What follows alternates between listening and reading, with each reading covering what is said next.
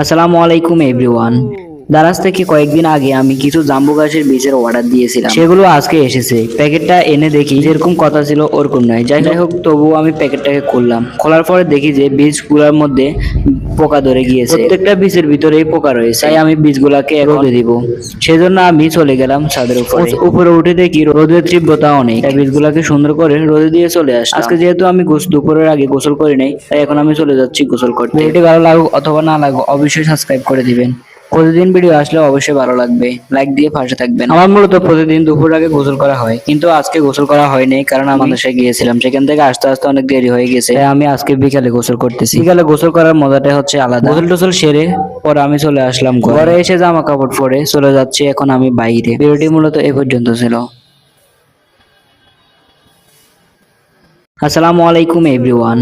দারাজ থেকে কয়েকদিন আগে আমি কিছু জাম্বু গাছের বীজের অর্ডার দিয়েছিলাম, সেগুলো আজকে এসেছে। প্যাকেটটা এনে দেখি যেরকম কথা ছিল ওরকম নয়। যাই হোক, তবুও আমি প্যাকেটটাকে খুললাম। খোলার পরে দেখি যে বীজগুলোর মধ্যে পোকা ধরে গিয়েছে। প্রত্যেকটা বীজের ভিতরেই পোকা রয়েছে। তাই আমি বীজগুলাকে রোদে দিব।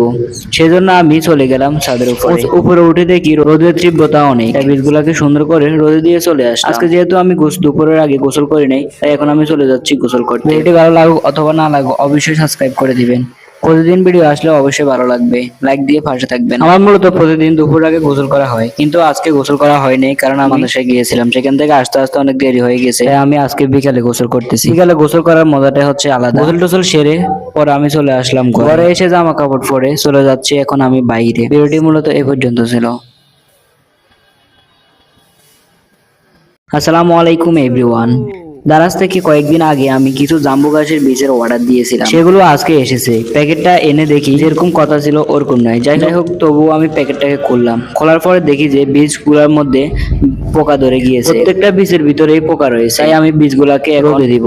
সেজন্য আমি চলে গেলাম ছাদের উপরে। উপরে উঠে দেখি রোদের তীব্রতা অনেক। তাই বীজগুলাকে সুন্দর করে রোদে দিয়ে চলে আসলাম। আজকে যেহেতু আমি দুপুরের আগে গোসল করি নাই, তাই এখন আমি চলে যাচ্ছি গোসল করতে। ভিডিওটি ভালো লাগুক অথবা না লাগুক অবশ্যই সাবস্ক্রাইব করে দিবেন।